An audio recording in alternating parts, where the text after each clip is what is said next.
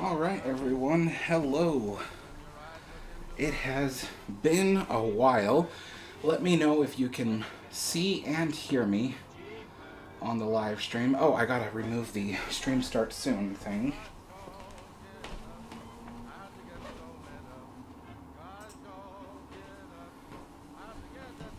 All right, so I was very unprepared for this live stream today, even though I tried as hard as I could. I even made my signature cucumber sandwiches.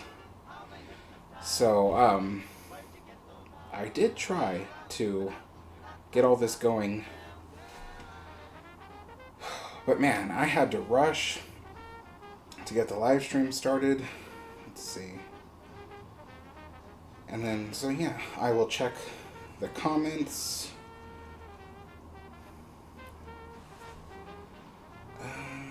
Alright.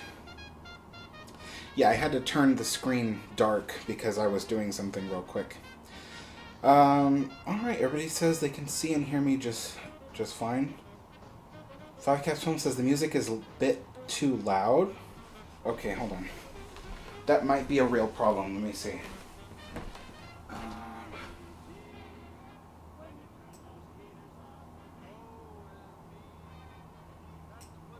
Okay. We'll try that. We'll see how that goes. Because I believe that the sound is right where it needs to be. Hold on. I can't get... I'm watching the stream on my phone to make sure I see what you guys are seeing. Problem is the subtitles are on and I can't turn them off. So I don't know what that's about, but oh well. Alright, hello everyone.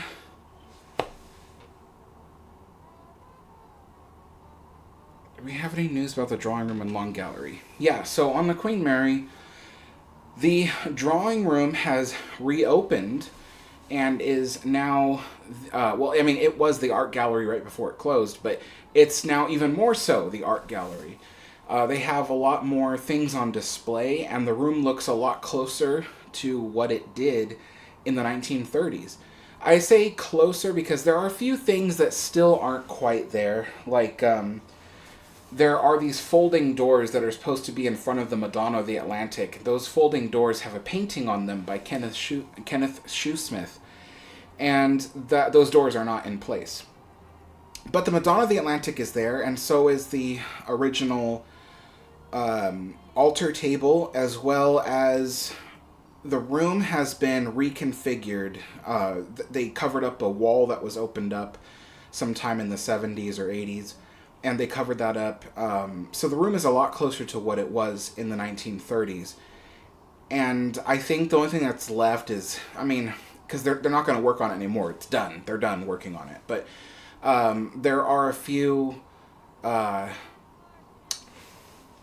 guess you could call them pillars, but they really don't stick out that far into the rooms. I wouldn't really call them pillars, but they're like the front face of a pillar, and they line the room, and all those are in like a dark wood stain. And back when the ship was in service, they were really more of a eggshell white color, so they were painted. That's not really a big deal, honestly, so I'm not really going to make a big deal out of it. And then they still have a few of the 1980s style, like sailing ship lanterns as wall sconces. Those were installed in the 80s, I believe, by Jack Rather's wife, Bonita Rather. She really loved that kitschy kind of stuff, and or maybe not kitschy, but I mean, frankly, I'm just going to call it tacky. She kind of liked tacky things a little bit.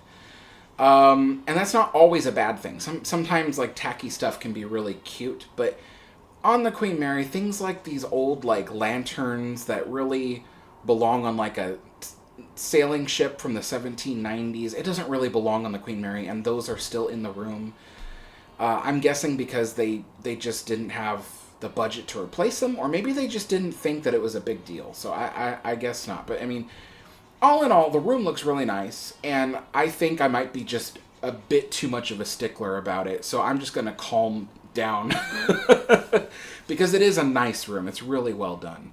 And there's carpet in there, which is something I did not expect. So the room originally in the 1930s had this beautiful blue Wilton carpet, and it's of a pattern that I can't imagine would be cheap to replicate. But they removed the linoleum that was in the room recently and then put a carpet back in, and it's a similar shade of blue with a somewhat similar style of diamond-shaped pattern to it. Or at least it retains a diamond pattern of some kind, because the original wasn't really a diamond pattern. It was really more of a pattern in a diamond formation. So they were able to kind of bring that back by having a diamond-shaped pattern with some kind of leafy design. So I want to say like olive leaves or something, but in diamond-shaped patterns. And it looks really good, actually. It looks really good.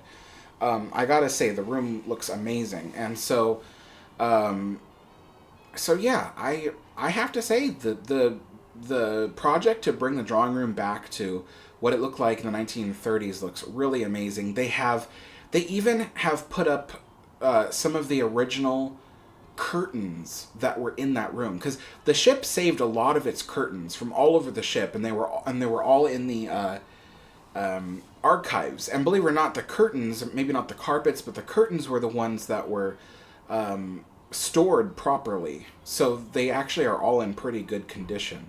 The carpets, not so much. They were all rolled up into rolls and then piled up into a big mound, and over the decades.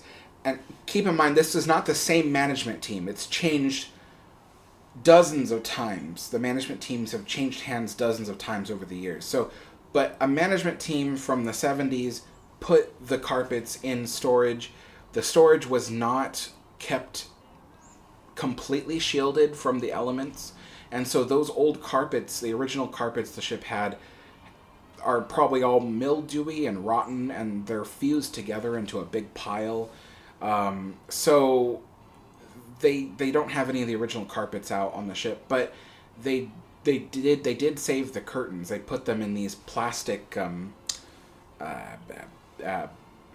don't know what to call them. They're like a vinyl cover that you put over clothes or something that you plan to keep in your closet for a long time and you don't want dust to get on them. So they put them in these vinyl things, and then they were hanged on long, like, I don't know what to call them, hanging rods? I don't know what to call them. Anyway, so that was how they were stored, and that was actually pretty good, because now they have some of the original curtains of the drawing room back and hung up where they belong, and they look amazing. They look absolutely amazing. So, looks really great, honestly. History Adventures with Candace asks, how are you doing? I'm doing pretty well. I've been very, very busy. I feel like I've been stretched very thin lately, because I've been working on stuff, like all kinds of projects. For one thing, I'm still trying to solidify the itinerary for my trip to Europe next year, because I have the voyages on the Queen Mary 2 already booked. So I have this itinerary in a rough draft, right? So I have every day planned out, but it's a rough draft. And what I want to do is I want to fit in a visit to the SS Rotterdam, which is in the city of Rotterdam in the Netherlands. I really want to do that because I'm going to be so close. So I'm like, I can't miss that, you know? So I'm trying to see if I can fit that in, but that means like cutting down on time in other places. This is not one of those trips where I can just like relax and do nothing, because I may not get this chance ever again. I don't see it happening because this channel doesn't really afford me the budget to do such things. So this may be my one and only time to really visit Europe this way. And so I'm trying to cram as many things as possible in while still being realistic about the time frames. So I did this with New Orleans, and we managed to see a lot in New Orleans. And I'm pretty good usually at planning itineraries. But yeah, I'm still putting together the rough draft of the itinerary. I'm also working on a project with my friend Preston. He has a Disneyland Railroad simulator. I love trains, I love steam trains, and I love the Disneyland Railroad.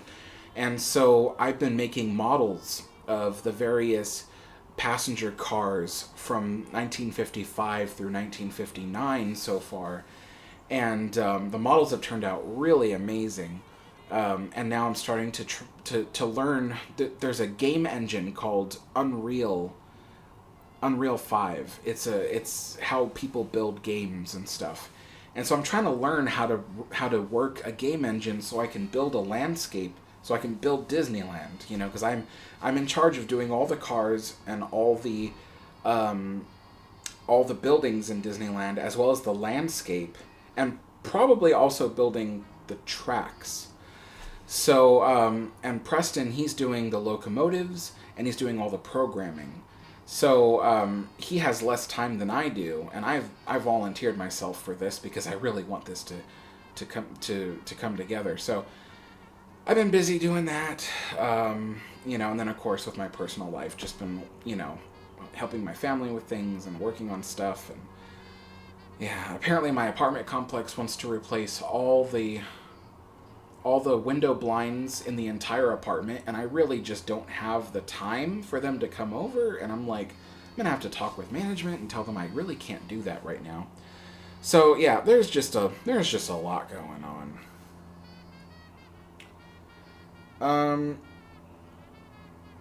JJ says, what is your opinion on the Bright Sun films and Jake's review of the ship on YouTube? So I left him a comment. So, a lot of people probably don't know this, but I'm kind of a good acquaintance with Jake from Bright Sun Films, because we had a mutual friend once, and so he and I have had a few conversations and stuff, and I gotta empty out half of this.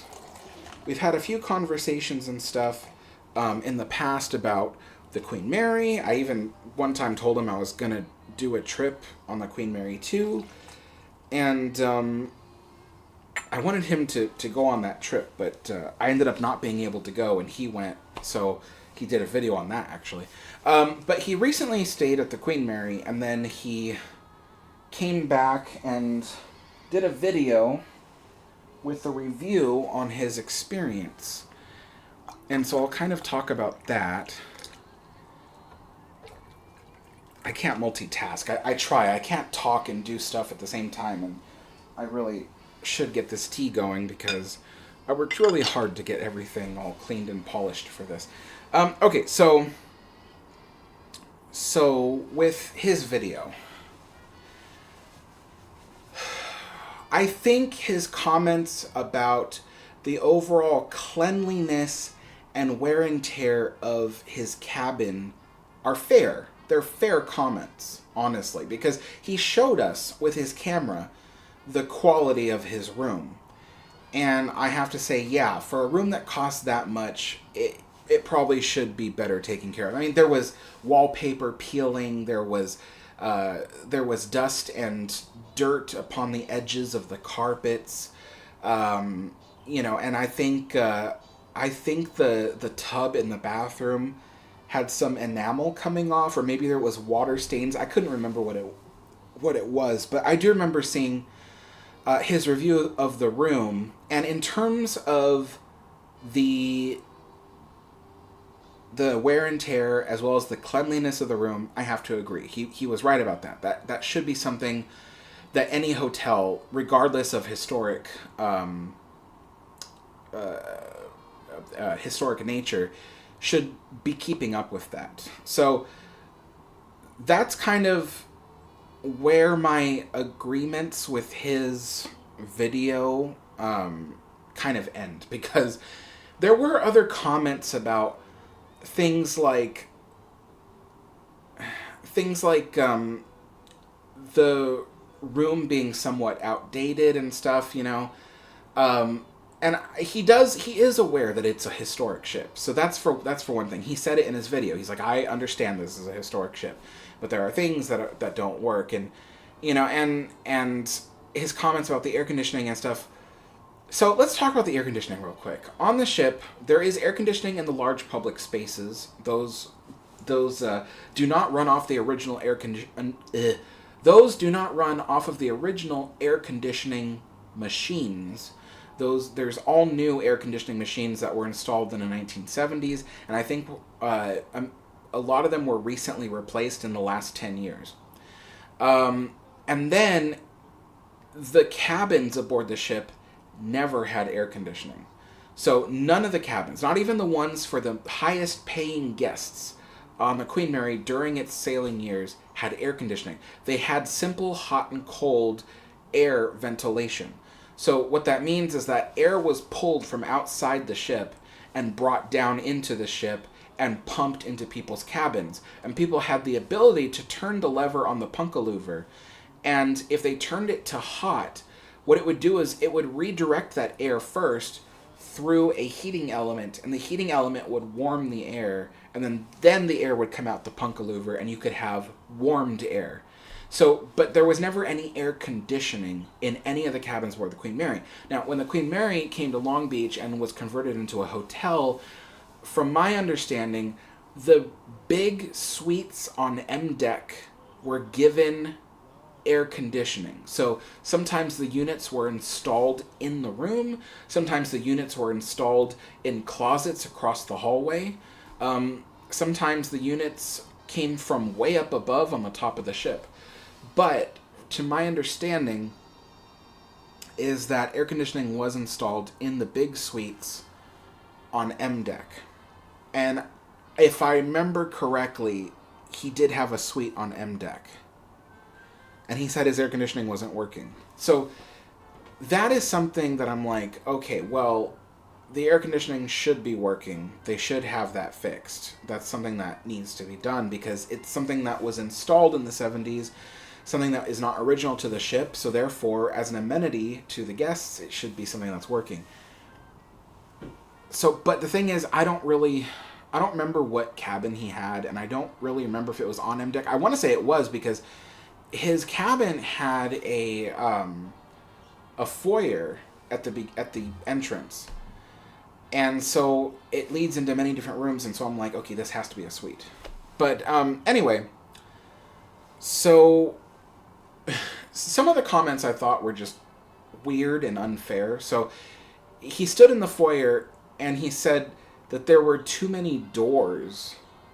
And I thought that is a really weird thing to say because, you know, the way that ships, these old ocean liners worked was that a suite could be put together for a passenger by connecting many rooms together. And so there has to be doors to connect all the rooms together. You can't just have one room immediately lead into another room and immediately lead into another room. There has to be separations because if they decide to break up the suite, they need to be able to lock all the doors and everything so passengers can't get into each other's rooms. So I just thought that was like a weird comment to make. And it sounded like a complaint that he said there were too many doors. So I think he was making a comment about how odd the ship was. But yeah, so there's a few things about that. I think, so he ate at the restaurant and he said the food was not good. I mean, I guess that's subjective because I've eaten at that restaurant a couple of times and I thought the food was pretty good. And I'm a trained chef. You know, I went to culinary school, you know, and I've worked in the food industry for many years. I'm no longer in the food industry because I don't like the industry anymore. But I've had the food there and I thought it was pretty decent for the price, actually. Admittedly, I did not have the fish and chips because what did I have? I've had different things. I've had soups and stuff from there. I've had no, wait, I did have the fish and chips once, and I actually liked it. Yeah, I think I had fish and chips back in May, believe it or not. So yeah, I liked the food there. I thought it was good, and I even had the breakfast there as well. Because he had food at Chelsea's. So I've had food at Chelsea's. I've eaten at Promenade Cafe. I thought the food at Promenade Cafe was pretty good. Their breakfast buffet is a little on the cheap side for what it costs, but it wasn't bad. I'll say that it was on the cheap food for high price category, but it wasn't bad. So there was a little bit of that, but I know he said a lot of other negative things about the ship, and I don't want to go through all of them, particularly because I don't remember all of them actually.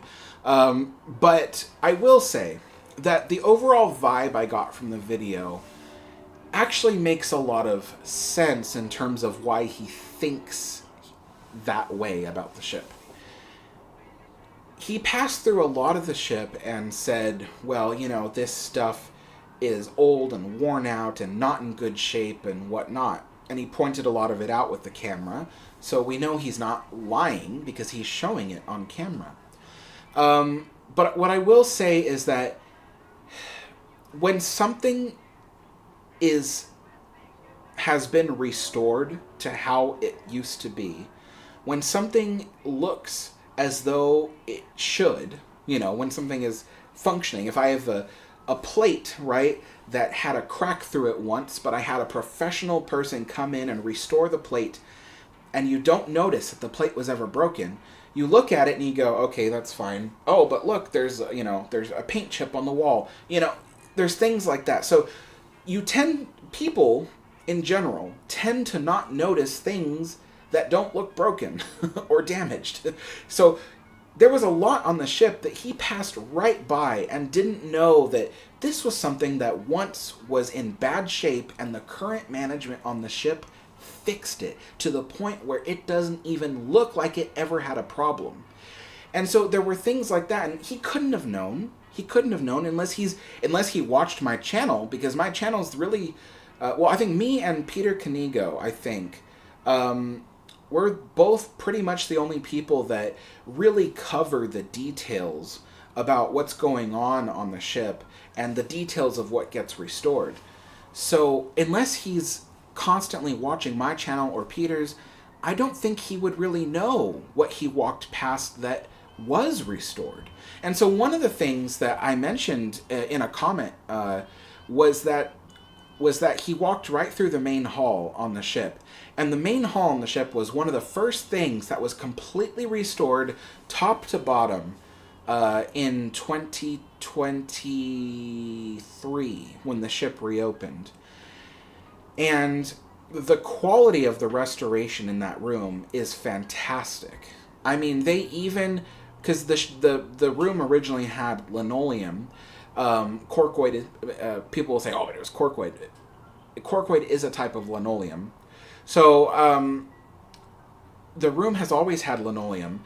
They replaced the 1990s linoleum with a brand new, fresh, completely laid pattern of linoleum that replicates the 1947 look as the rest of the room looks.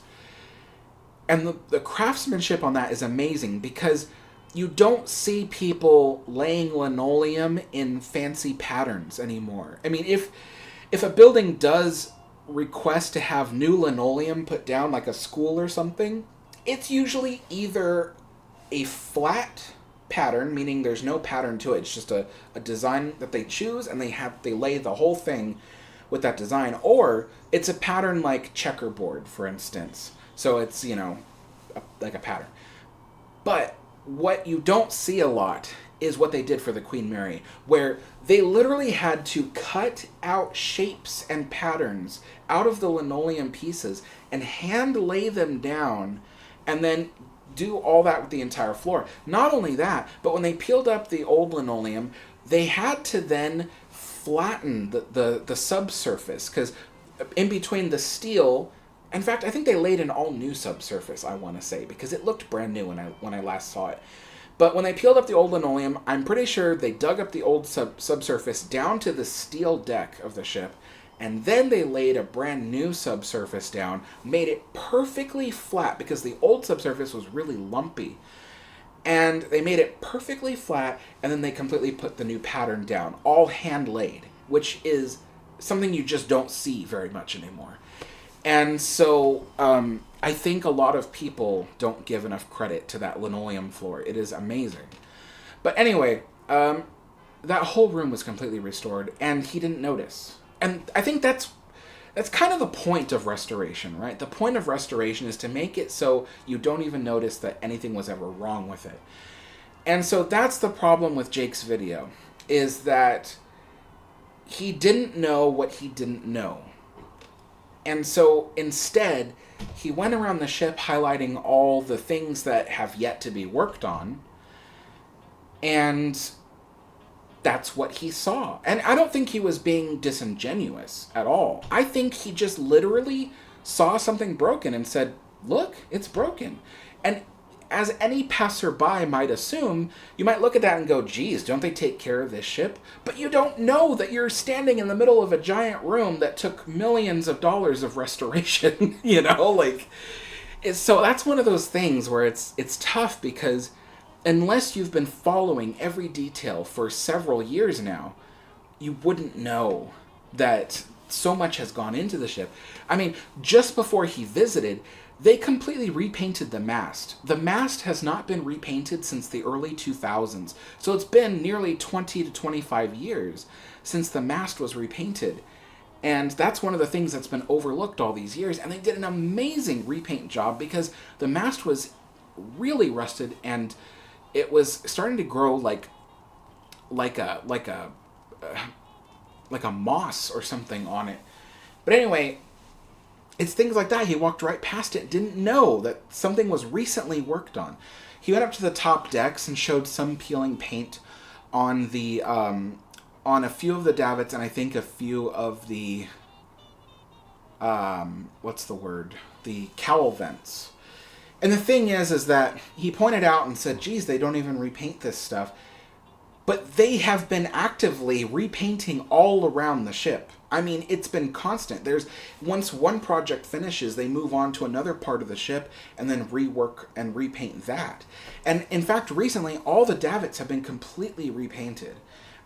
Some of the cowl vents have been repainted, but not all of them yet. They're still working on it. It's one of those things where they can't do everything all at once. They can't just lay scaffolding all over the entire 1,000-foot length of the ship and then completely repaint it top to bottom. It doesn't work that way. It's too huge, and they don't have a big budget to do that all at once.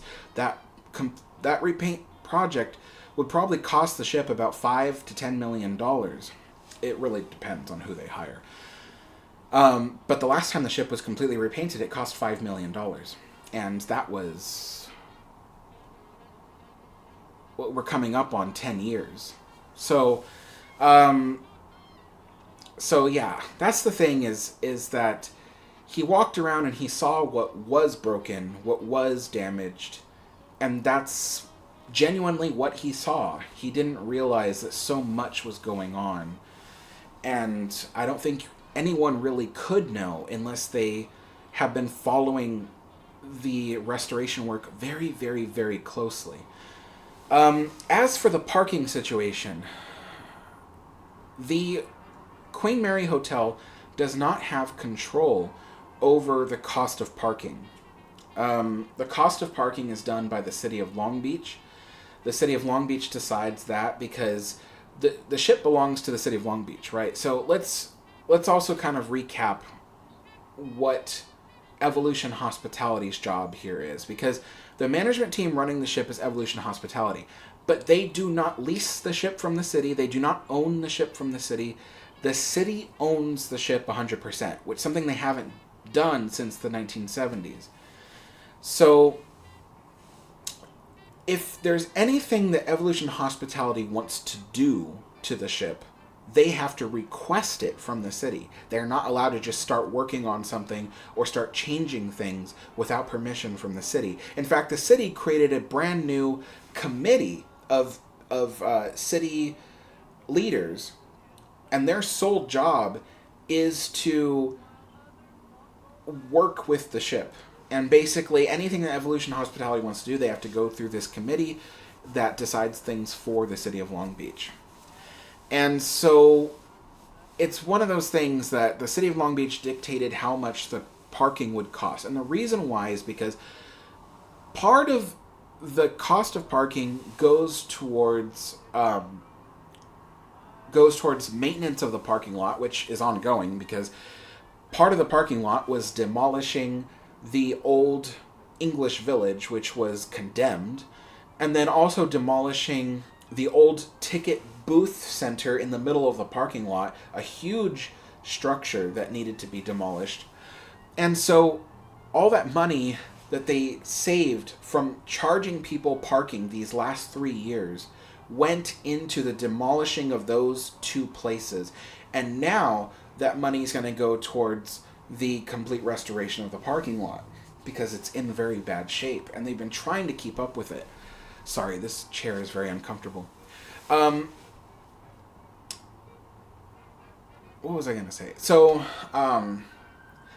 yeah, the prices are very high, but they go towards good causes. It's not something that just gets funneled into the city and doesn't come back.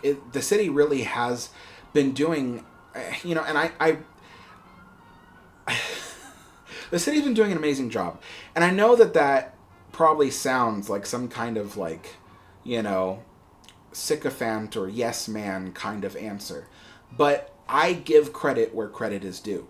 I also mark people down for when they do something wrong. And the thing is that for the first time in the last 40 some odd years, the city of Long Beach finally has control of the ship again, and they're doing amazing things with it. They've been funneling lots of money into the ship, and they've been doing it using the profits that the ship and the parking lot have been generating. And they're going to continue that work with this new amphitheater they're putting in the parking lot. And that will generate revenue that will go towards the Queen Mary. I think like a huge chunk of money that gets generated by that amphitheater facility will go into the restoration of the Queen Mary. So it's one of those things where in the past, people have complained that things have not been very transparent, that the city of Long Beach might be funneling money away from the ship, or maybe even the management teams of the past were funneling money away from the Queen Mary. In fact, there was a point where it was actually true that the management teams were literally taking in profits from the Queen Mary, but then not putting it back in. And that was with Urban Commons. But this management team is doing an amazing job. Again, they do not have the right to just take profits away from the ship. They don't have that right. Any profits the ship makes has to go either back into the daily maintenance or go to the city of Long Beach's committee, which turns around and puts that money back into the ship. So Evolution Hospitality could not possibly funnel money that they're earning in profits and steal it and keep it for themselves, because if anything, the city of Long Beach will be like, where's my money? We own the ship. You don't own the ship. That's our money. So, yeah, and the city of Long Beach has been putting that money back in. We've seen it time and time again with all kinds of projects happening all over. Right now, they're planning the removal of the submarine, which will probably be done. They'll probably execute the plan in late 2026 or early 2027, but they want the submarine gone in time for the Olympics because they don't want it there. So they're working on a plan for that. In fact, I think they already have a plan. It's just that now they're working on the bidding process for who's going to do the job. Yeah, and they're working out the budget too, because every year inflation happens and they have to account for that, and it changes the way things work. We're having a similar problem with a bridge up here in Portland. They've been wanting to replace this bridge for decades now, but every year the inflation goes up and the cost of the bridge changes, and then people don't want to vote for it because they're like, it's too expensive. So it's the same thing's kind of happening with the Queen Mary submarine. But work is actively going on to do that as one of the next big projects that the city is planning. And in terms of Evolution Hospitality, they just recently restored the drawing room, and now they're currently working on the Long Gallery. Yeah, they're not waiting. They're working on it right now as we speak, the Long Gallery. And I've heard some rumor that what's going on with the Long Gallery is that there's still going to be a Starbucks in the Long Gallery, but I don't know if they're going to bring back the original midship bar and turn that into a Starbucks, or if they're going to retain like a Starbucks counter in relatively the same spot that it is right now, which is probably very likely. But from what we know, they are actively working on taking down the walls that divide the Long Gallery, and the last walls to be taken down will be the ones that divide Chelsea's Chowder House, because they're trying to keep Chelsea's open as long as possible, because they need that money. So, but yeah, they closed all the rooms that the Long Gallery has been divided up into. They did that on the day that they introduced their new snack and concession stand, which they call Jubilee Market. It's named after the painting, the Royal Jubilee Week, in the observation bar. But anyway, it's called Jubilee Market, and it's just a concession stand, but they don't just have soda and snacks, but they also do ice cream, and they sell coffee. And they sell coffee because they had to close the Starbucks, right? So because the Starbucks is closed because they're turning it into the Long Gallery.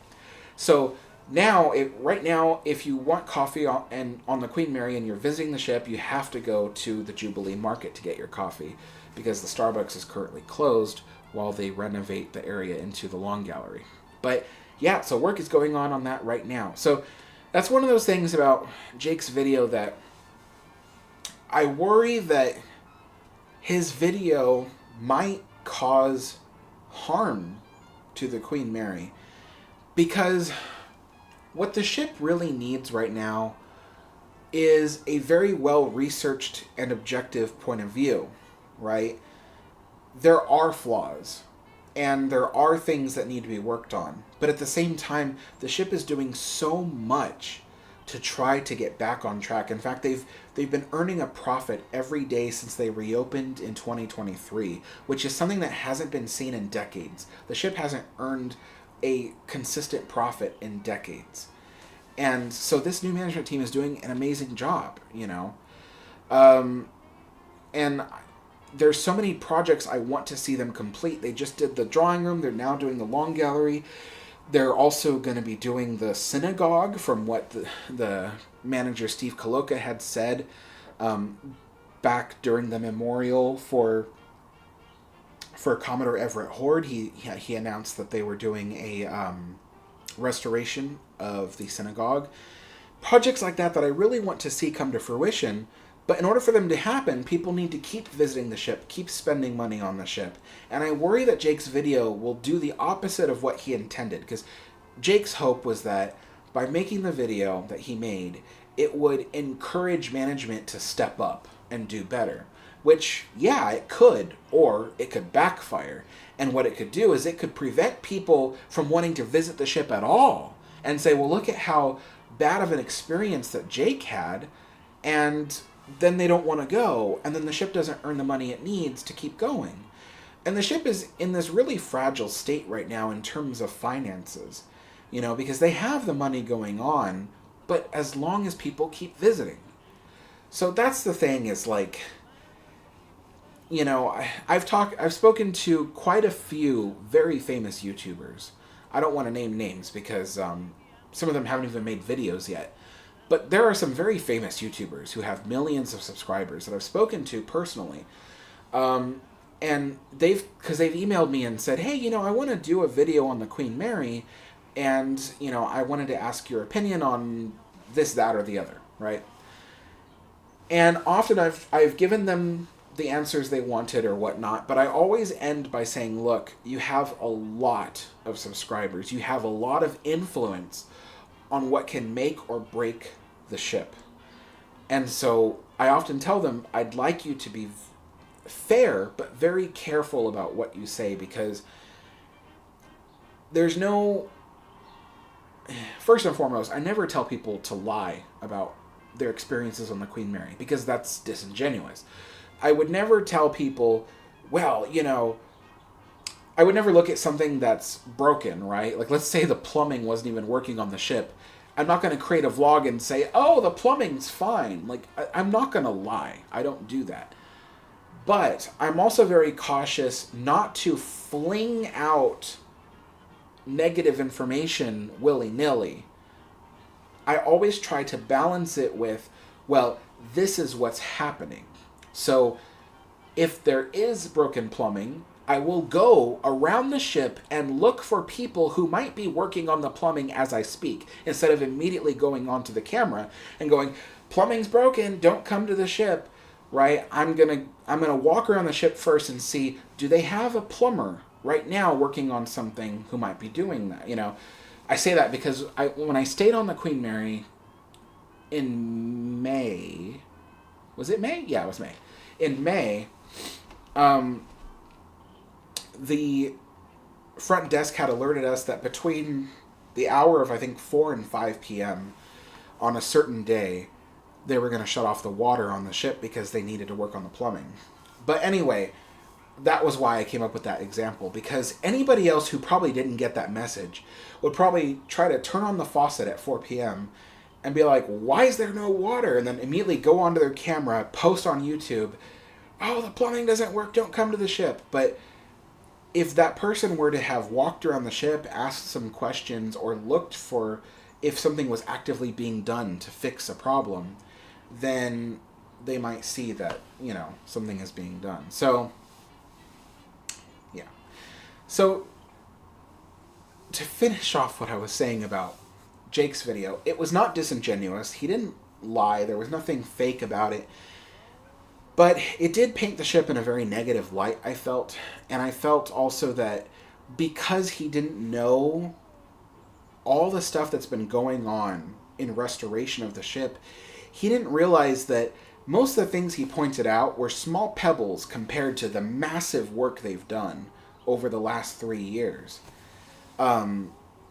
So, yeah, that's just the issue with it. But I actually was thinking about making a video that kind of addressed his video. And of course, before I do that, I was going to email him and kind of let him know what I was planning to do, because I don't like to surprise other YouTubers with stuff like that. It would come off as a very negative surprise to be on the internet one day and be like, someone's critiquing your video. But yeah, so we'll see. I was thinking about doing it, though. Oh, sorry about that. I went off on this long tangent. But yeah.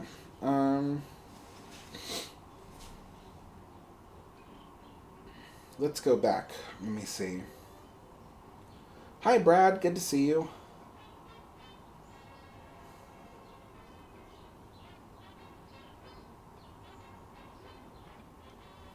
Shimizu, yes, when I'm in Europe, in England particularly, I do plan to visit the SS Great Britain. There are quite a few maritime museums I plan to visit. So actual ships from history that I plan to visit all over Europe. I can't do every single one of them. For one, you know, for instance, I'm not going to Belfast.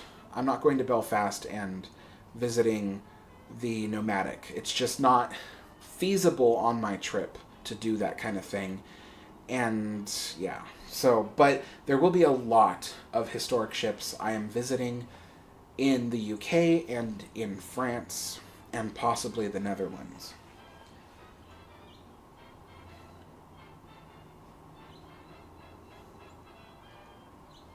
Atlas asks, when Queen Mary got hit by a rogue wave, how was it documented or reported back on land? And how was the ship steady enough not to capsize? So, steady enough not to capsize. So, this kind of gets into a certain aspect of marine engineering that even I don't quite fully understand.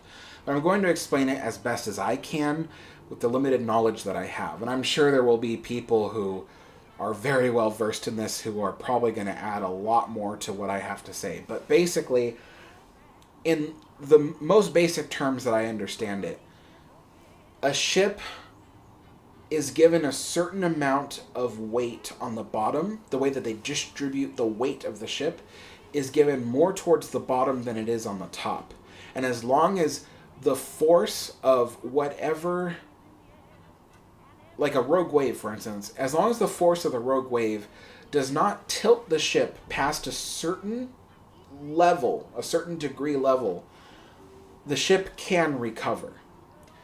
And for the Queen Mary, that amount was 55 degrees. So the ship was capable of tilting or leaning to one side. Listing is a maritime word for it. The ship is capable of listing up to 55 degrees in either direction without tipping over. But anything over 55 degrees, the ship would certainly capsize. But the rogue wave was only able to push the ship 52 degrees. And 52 degrees, by the way, is extreme. It's really extreme, by the way. You would not be able to stand upright if the ship had tilted 52 degrees. It's very, very steep. Even the steepest hills in San Francisco are like 33 degrees. And those are hard to walk up. But 52 degrees? My goodness.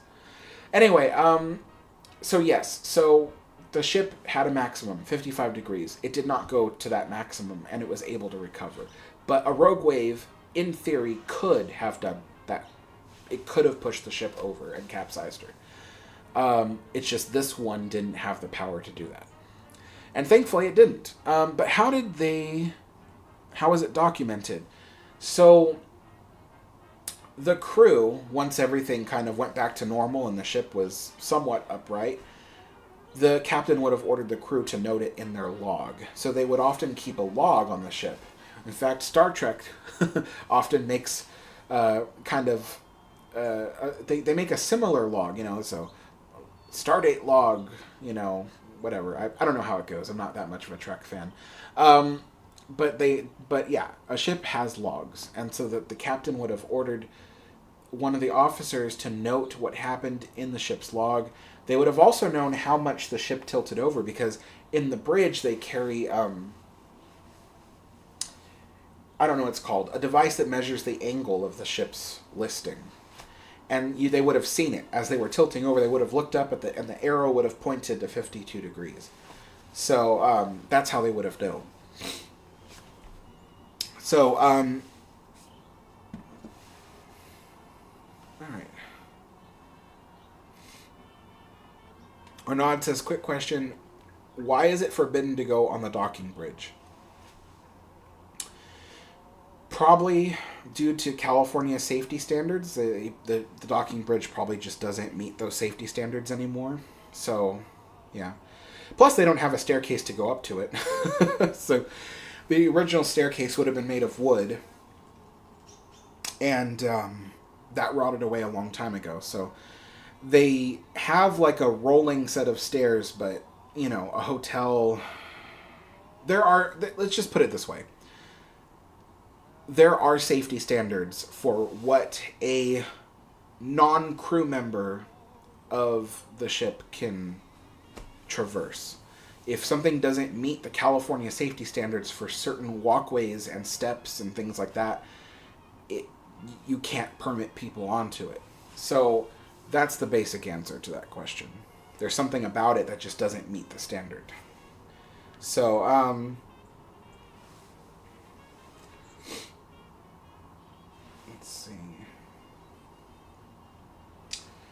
Sheridan says, when was the Queen Mary turned into a hotel after it sailed to Long Beach, California in 1969?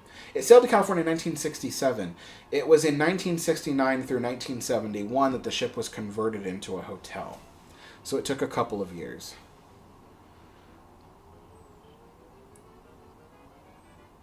Nicholas says, hi Alex, have you heard anything about what's going on in regards to the restoration of the children's playroom and the synagogue on B-deck? So the children's playroom... that was a rumor that it was going to be restored. And in fact, it seemed like a very real rumor, because when I went there in February of this year, we had seen the door open to the children's playroom and it was completely empty. They had removed all the storage stuff inside of it. And so it started to look like the rumor was going to be real, that they were restoring the third class children's playroom. But it turned out that no, they emptied it out so that way they could use it for the housekeeping carts. So they would store the carts in that room. So that room in particular is not going to be restored. But the synagogue, that is not a rumor, because that was announced by the ship's directing manager, Steve Koloka. So he announced that back in September, I believe it was. Or it was either August or September. It was late summer. He announced that. So that one was not a rumor. So the synagogue will be restored. And in fact, in May, when I walked past the synagogue, I was able to film inside of it, kind of, because the door was open, and I could see that there was a maintenance guy emptying out the room. So it was pretty cool.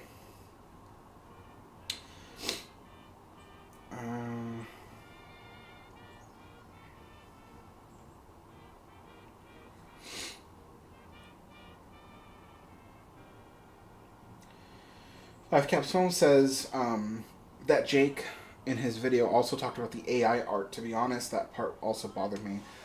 So yeah, that part did bother me. So I'm not one of those people that condemns everything that is AI. But there are things that I think that AI should not be used for.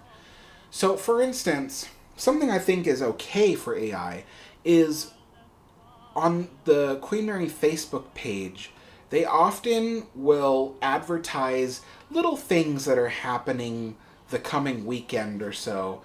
And they'll do it using like an AI poster, right? So they'll have AI make poster art and then announcing like what's going on.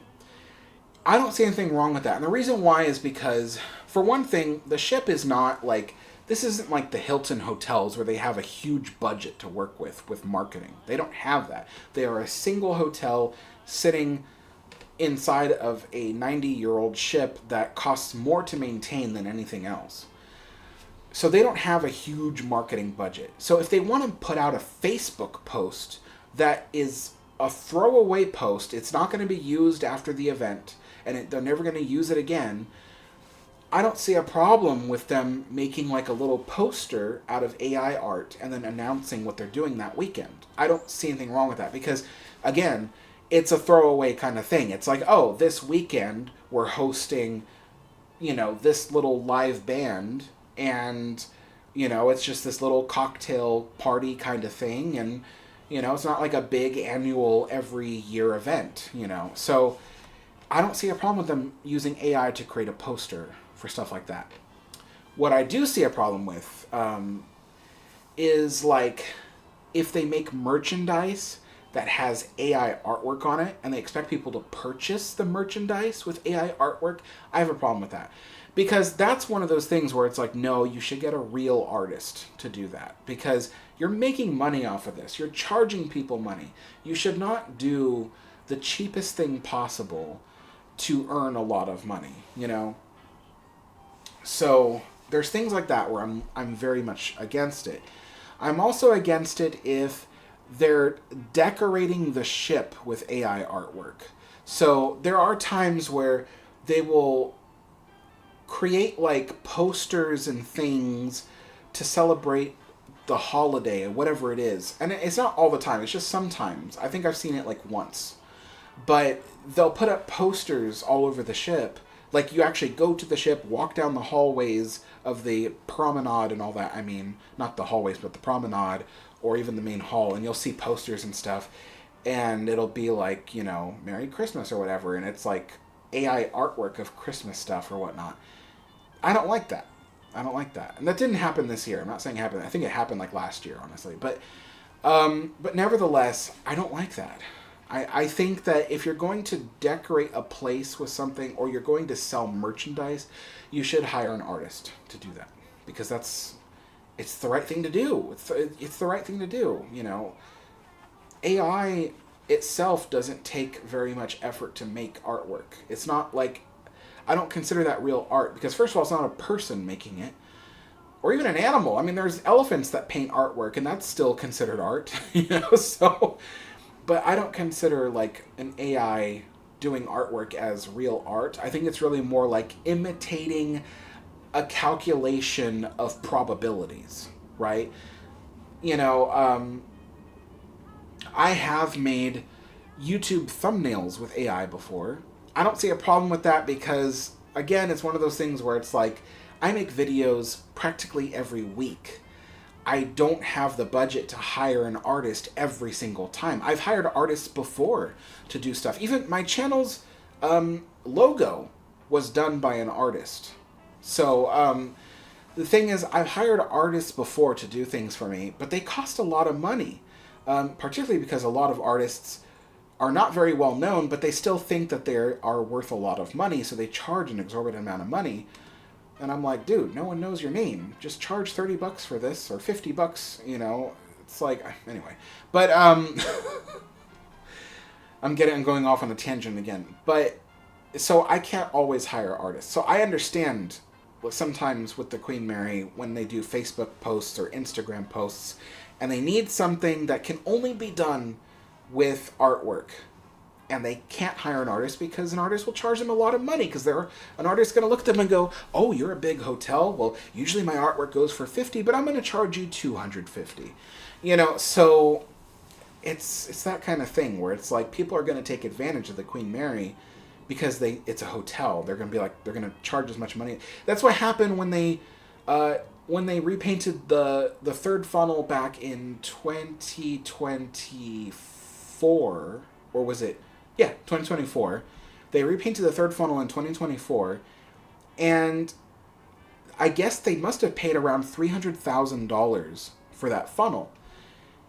And of course, everybody took to the internet and was like, "That's a lot of money. They shouldn't charge that much for that." And the thing is like the company that painted it was probably like, "Hey, dude, this is like a major hotel. We can charge them extra, So it's things like that where people just will because it's a big hotel. So, So yeah, that's my views on AI stuff.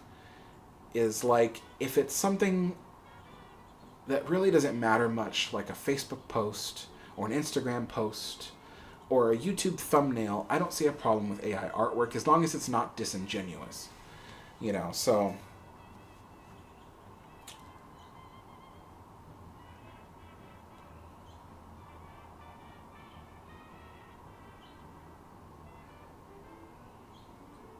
So Elizabeth Diane says, there is no reason for Queen Mary to be using AI art. Also, have they replaced the Mucha art that was in a video of a room when they first opened?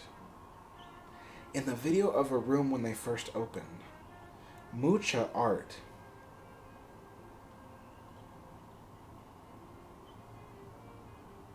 I don't know what that is. I don't know what Mucha art is, and I don't know what video you're talking about.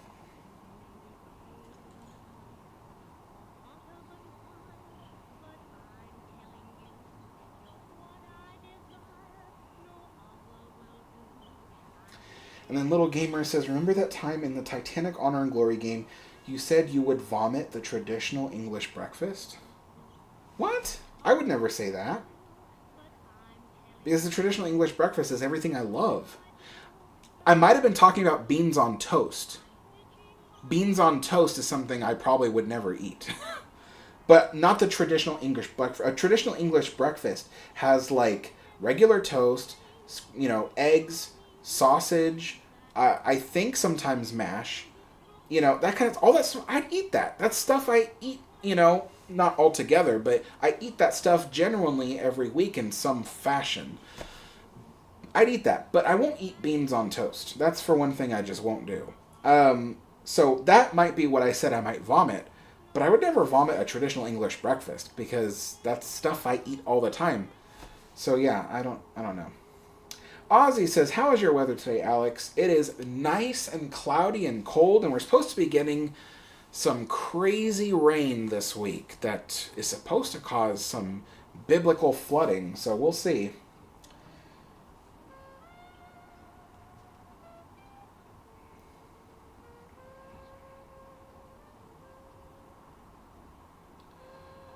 One piece, big ships. In War, Peace, and Big Ships, Bissett says almost capsizing incident never happened, that she rolled at 20%, but the overcrowded ship's complement freaked out and called it 40 plus. I don't know. Bissett was the captain, but you also have to remember that captains often say things about their ship to make the ship look better. It doesn't sound good for the company, that operates these ships to be telling people, oh, our ship nearly capsized, right? So it doesn't sound good for a captain to admit that, because then people might go, oh, well, I might not want to take the Cunard line then. So there have been plenty of instances where captains of the ships have lied and said, oh no, this situation wasn't as bad as it was, because, obviously they want to try to make the company look better, or even just make their captaining look better. Sometimes, like, a captain doesn't want to admit when their ship has nearly capsized, because they don't want it to look like they did something that could have been prevented. So I would take that with a grain of salt, because it is generally accepted that the ship rolled 52 degrees off vertical. In fact, I would take the word of several of the ship's crew and passengers before I took just the captain's word. And one of the reasons why, here's a good example. Everybody knows that the Queen Mary was capable of doing 32.84 knots. Everybody knows that, right? Everybody goes, oh, wow, that was the maximum the ship could do, 32.84 knots. But that number is most likely not even accurate. The ship probably was doing 34 knots during her speed trials. So the 32.84 knot number comes from the speed trials that were done in 1936. Now, the thing about the speed trials was that the ship was sailing past the Isle of Arran, or Arran, I don't know how to pronounce it, Arran, Arran, I want to say, or Arran, or I don't know, but it was sailing past that island, and what they were doing was they were doing a measured mile. So the ship would enter the measured mile at speed, continue as fast as it could across that mile, and get to the other pointed end of the mile, and then they would look at their stopwatches and say, okay, it did that mile in this amount of time, that means it was going an average of this amount of knots. Well, the thing is that when the Queen Mary did that measured mile, it was actually coming at the shoreline, because the people on the shore, on the island, are the ones measuring. They got Cunard officials and government officials there to time the ship. And they're looking out the coast to see the ship going across this measured mile, and that's how they know. Thing was, the Queen Mary was coming towards the island when it did that measured mile. So it wasn't actually going straight across, it was coming towards the people who were viewing it. So the ship actually covered more distance than what they had thought. And so, but nevertheless, from their point of view, the ship came in and did the measured mile within a certain amount of time. They said 32.84 knots. But many people on the ship who had measured the mile themselves, because they were on the ship, they used their stopwatches, and they started the thing at the measured mile and then ended it at the measured mile. They said it did 34 or more knots. So the thing is that there were a lot of people, even the ship's own engineers had said, yeah, this ship did more than 34 knots. So the Queen Mary, all these years, people say, oh, the Queen Mary was capable of a maximum of 32.84. But in actuality, it was most likely 34 knots. So that's one of those things where it's like, you can't always trust just the word of one person, even if they're being honest, because they might have a skewed understanding of, what's going on. So yeah, that is the interesting thing about that.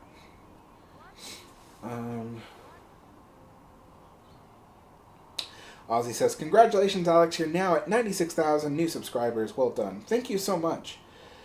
Yeah, I was trying for 100,000 before the year ended, but I don't think I'm going to get to 100,000. It's significantly slowed down. I wanted to end the year with 100,000 subscribers, but that's all right.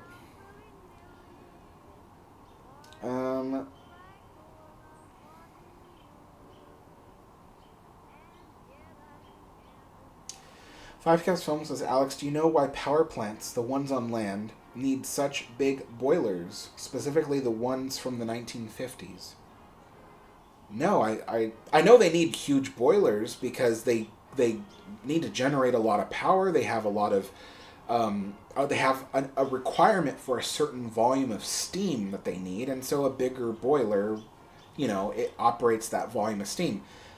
But as for why it must be from the 1950s, no, I don't know. Is that a requirement? Do they have to have ones from the 1950s in order to keep operating? So no, I'm not really sure.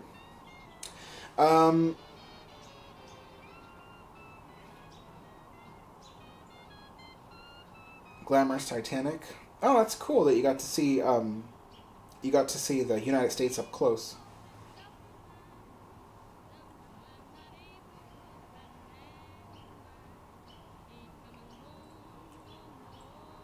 Shimazu says Peter Law. Okay.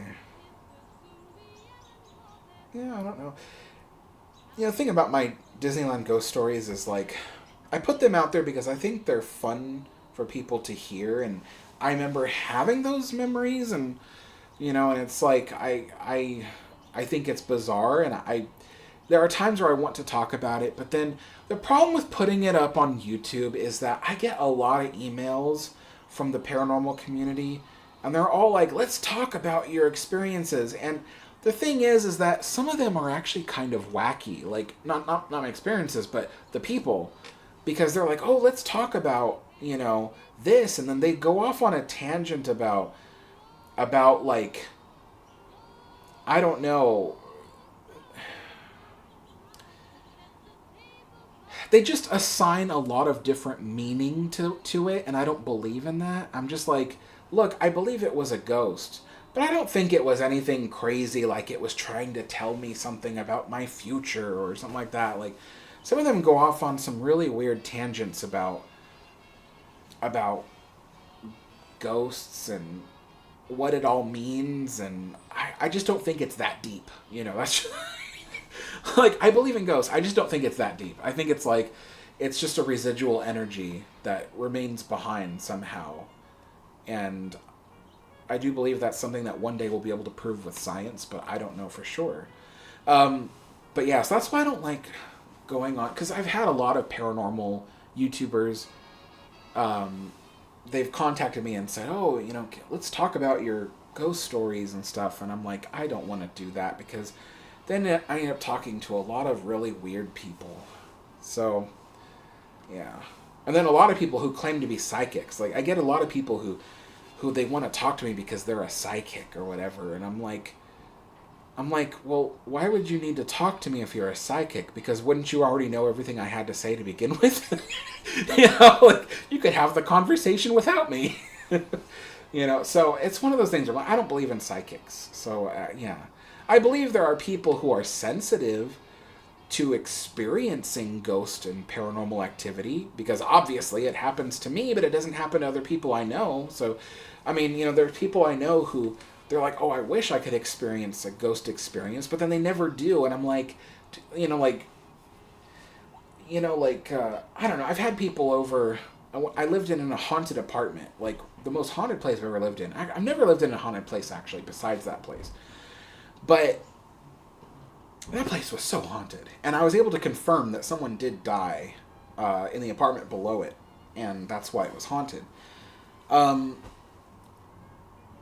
I've brought people over to that apartment, and they're like, I don't see anything, I don't feel anything. And I'm like, I feel something right now, And so I know that there are some people who are more sensitive to that than others.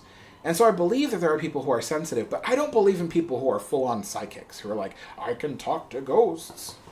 I don't believe in that. So,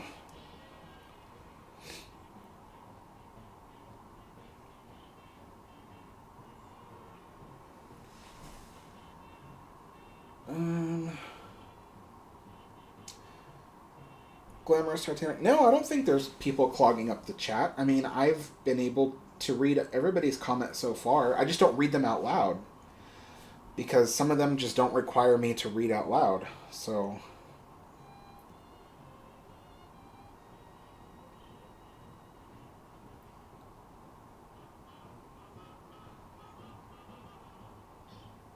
Oh, Five Capstone says it's not because it's from the 50s. It's just your favorite power plant is from the 50s. Oh, okay.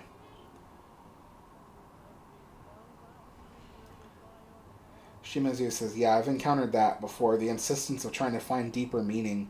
Thankfully, Peter doesn't do that, but you don't want to go down that road. That's fine, too. Yeah, I'm not really...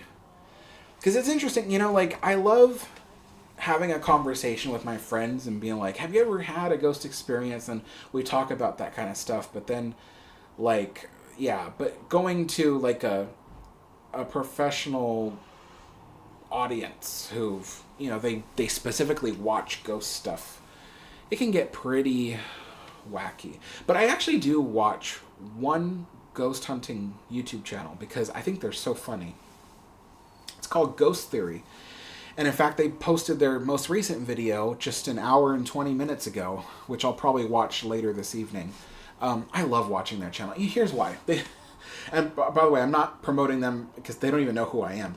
But they're from the UK, and they're these two really funny guys. I mean, even if... So, one thing I like about them, they don't claim that everything they capture is ghosts. In fact, they try to debunk as much of it as they can while they film.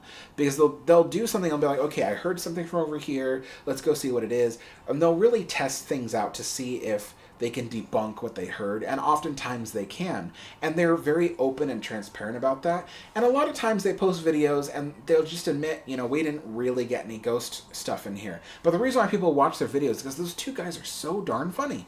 Anyway, they're called Ghost Theory. And so I like watching their channel. I'd probably talk with them about my ghost experiences before anybody else, because I think those guys are pretty grounded. You know, they don't immediately jump to conclusions like, oh, it's a ghost, oh, you know.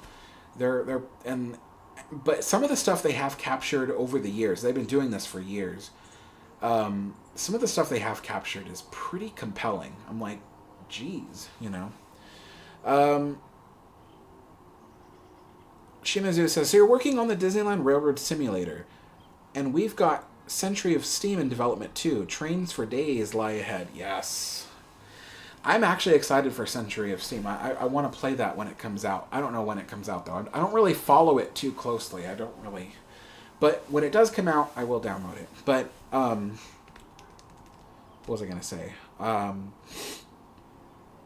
Disneyland Railroad Simulator, yeah. I wanted to do an update this week about it, actually.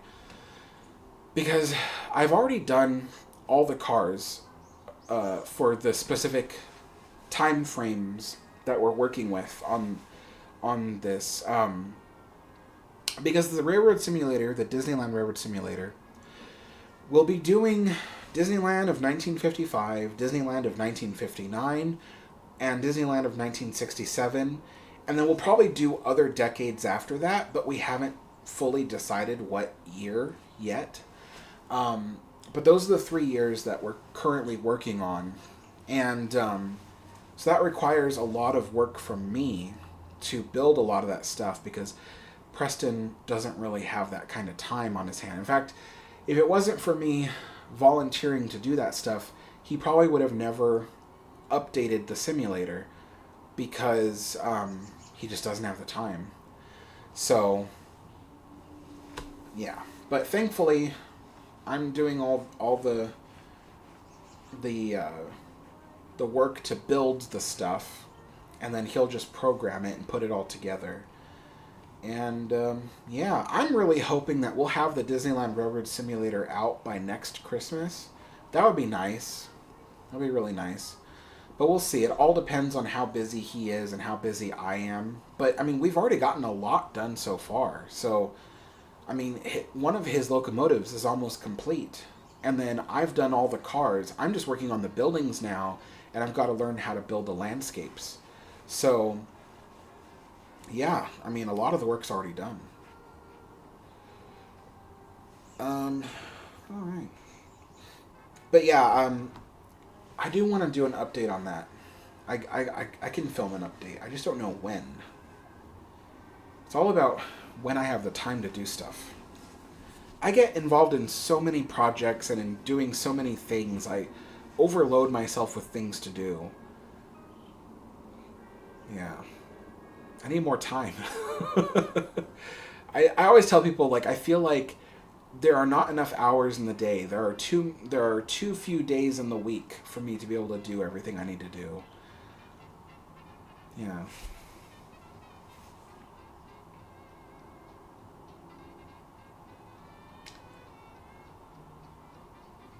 Huh? Arnaud says the 9th December the ship got 57 in Long Beach. No, the ship came to Long Beach in 1967. But yeah, it arrived the 9th of December, 1967 in Long Beach.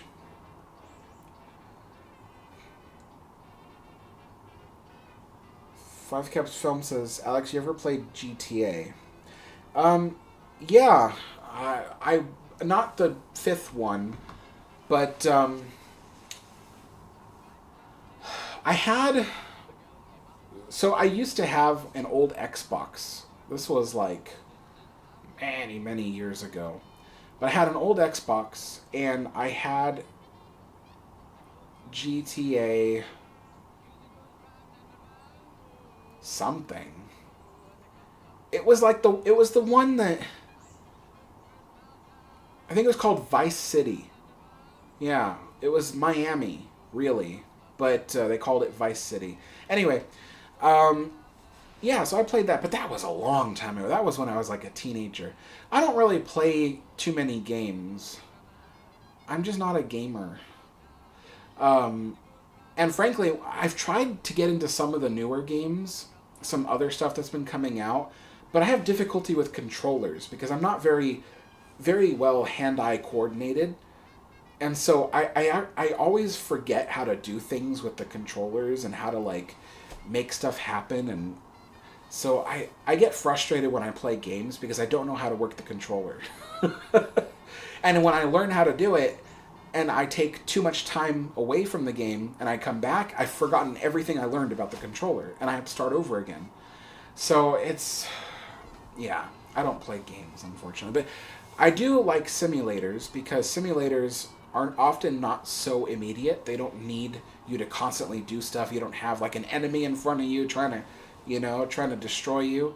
With a simulator, everything is at your own pace and you can do everything as slowly or as quickly as you want. So I like simulators. So in terms of like stuff like Titanic or other ships or even, Disneyland Railroad Simulator, I love stuff like that. So yeah.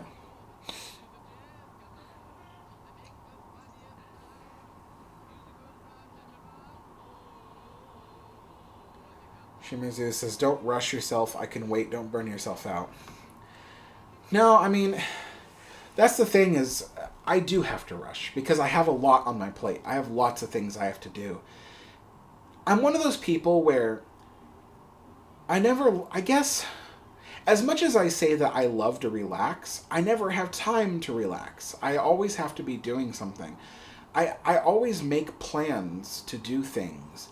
And so I have to, like, get them done. And so I often, like, rush through stuff, and that's why I'm so busy every day, is because I want to see things happen. I want to build things and create things and get things done. And so it's because of that I do have to rush because I don't know how to slow down, I guess. I don't know. I've never been good at slowing down. I've always just piled stuff on my to-do list. And as soon as the to-do list starts, I start going through it and I get down to the last stuff, then I pile more things onto it. I've always been like that. But yeah.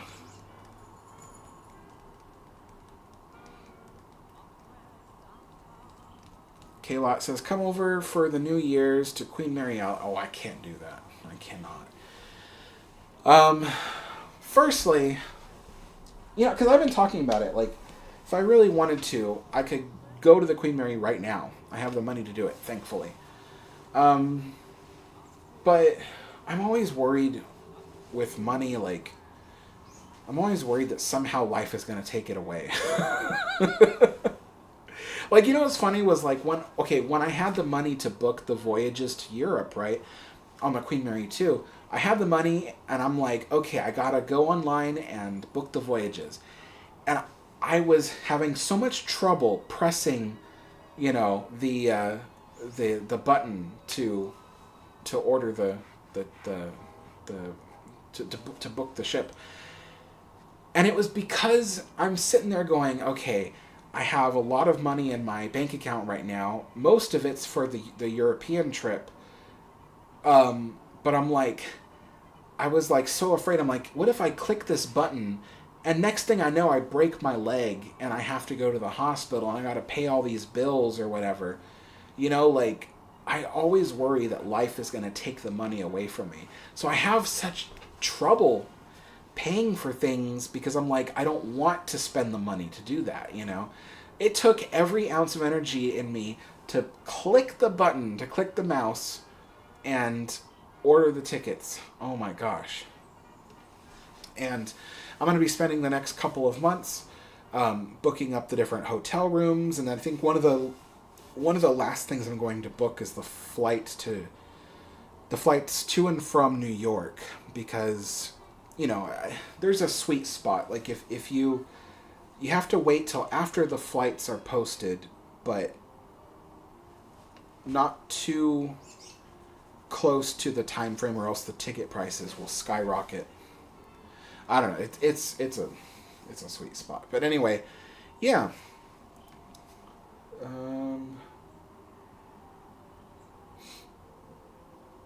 But about Queen Mary, I've wanted to go back to the Queen Mary before the year ended, but it costs a lot of money. Like, I would need to stay at a hotel, and I want to stay on the Queen Mary. You know, like, I enjoyed it last time. When I stayed on the Queen Mary in May, I only got one night on the ship, but it was the most amazing experience. I think the last time I ever felt so amazed to stay somewhere overnight was probably when I stayed in San Francisco. I love that city. But I stayed overnight in a hotel, and it was like the magic didn't have to end. It was like I was still in the place I liked being. And the same thing with the Queen Mary. I spent the whole day on the ship, and then I got to sleep aboard the ship, and then wake up the next day, and I was still on the ship. It was an amazing experience. It was like being able to relive the 1930s to a certain degree. So next time I go back to Southern California to visit the ship, I want to stay on the ship. But I don't want to stay on the ship during a time like this, because the prices of the rooms are exorbitantly expensive, because it's Christmas, it's New Year's, people are all staying on the ship, all the rooms are booked. So it's too expensive for what it should be, you know. So I don't want to do that. If I do stay on the ship next, it'll probably be again in May of next year, because they're doing the anniversary of the maiden voyage. I believe the maiden voyage anniversary will be the 90th. Yeah, the 90th anniversary of the maiden voyage is happening next year. So I'll probably be there for that, because I want to see that. You know, I want to be there. And plus, the managing director, Steve Kaloka, he's always asking, like, when like, my friend Shiloh goes to the Queen Mary for an event or something, and he sees Kaloka there, Kaloka will be like, where's Alex? You know, like, he wants to meet me, and I want to meet him. I haven't met him yet. So I'd love to interview him for the channel or something, but I'm not very good at interviews, believe it or not. I can write good questions. That's not a problem. I suppose it's just hosting the interview is not something I'm good at all. So I try not to interview people, but I do try to bring people onto the podcast to have a conversation. So,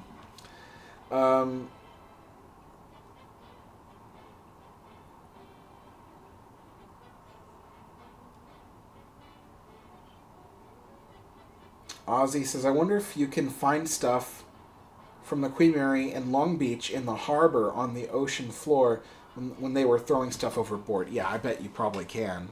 I bet you can even find Queen Mary stuff around the Queen Mary's current lagoon, because people have thrown stuff overboard from the Queen Mary.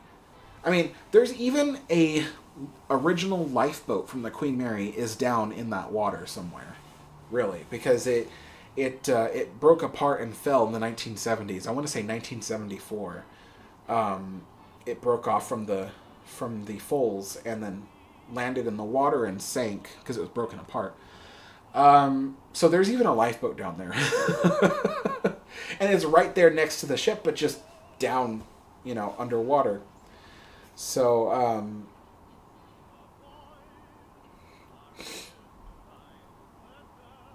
QMI announced they'll be hosting a lecture by Stephen Payne next year. Oh, nice. I wanted to meet Stephen Payne.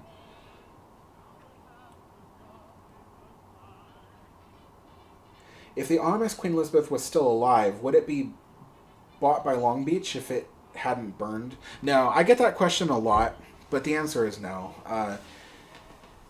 The thing about that is, all right, we've seen the Queen Mary, right? We've seen how difficult the ship has had these last 5 decades to be successful, right? Like, the ship has never been a resounding success. I think maybe when the ship first opened it was, because everybody had a big curiosity about it.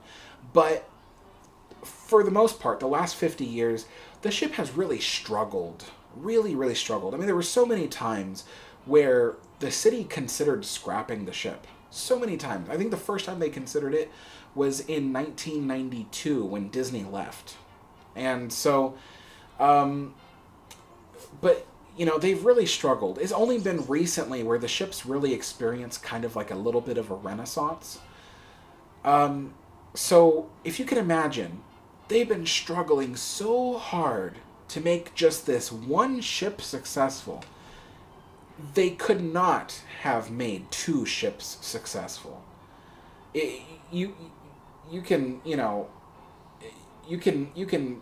easily look at it and go, the difficulty would be double what it already is. So no, I don't think the city of Long Beach would have ever bought the Queen Elizabeth. Maybe if the Queen Elizabeth was on sale before the Queen Mary, they would have bought the Queen Elizabeth. But the Queen Mary was the one that went on sale first. And she went up for auction first, so they bought the Queen Mary. But they would have never bought 2 ships. Never. Because the first ship has already been a huge handful for them for the last 5 decades, so they wouldn't have done it.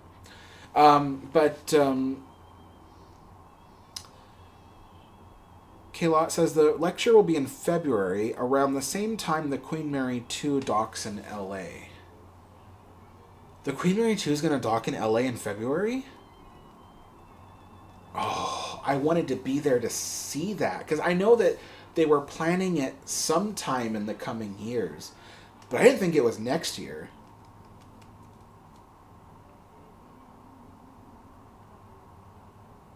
Now I gotta know. K-Lot says, yep, her world tour. Oh, wow. I want to be there. I really want... February? Can I make that happen? I think I can make that happen. I have my friend Expedition Steve. He lives in Idaho, but sometimes he drives down to Southern California, and so when he does, I try to hitch a ride with him because I don't like taking planes, and I certainly don't like taking trains down there. So I'll see if he wants to go down in like February, because I have to see that. I have to be there for the Queen Mary 2, sailing right up next to the original Queen Mary. The last time that happened was in 2015, and that was a huge event. Everybody was there. So Sheridan says, what happens to the parts from scrapped ships? Well, they basically get melted down for the most part. If there's things that they can save, that they can put on another ship or something, then they will. But for the most part, when ships get scrapped, they get their metal gets melted down and they all get recycled. So yeah.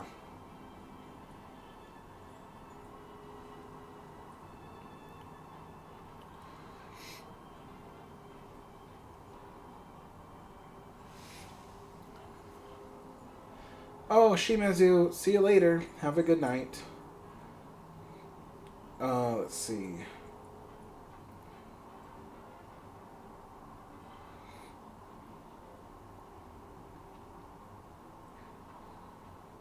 Nice.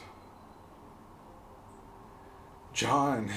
John says, finally catching one of these live. Go, Alex. Yeah. Yeah, but I might end the live stream soon because I'm getting tired. John says, oh wait, no. Sheridan says, what happens to the ships that are scrapped? Are the parts used on newer ships? In newer ships built? Sometimes, but that's not like a general thing. Like, if there's a part of a ship that's being scrapped that proves to be really important, then they'll probably save it and put it on another ship or something. It's happened before. But that's not generally what happens. For the most part, ships that are being scrapped have very little left in value aboard them. So for the most part, they just get scrapped. They just get torn apart and the pieces either thrown away or melted down. So it's not common for them to save parts of like cruise ships and then scrap them, you know. It's not very common.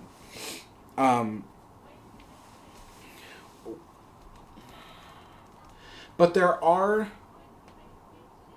parts of ocean liners that have been saved and put on cruise ships. I'm trying to remember one.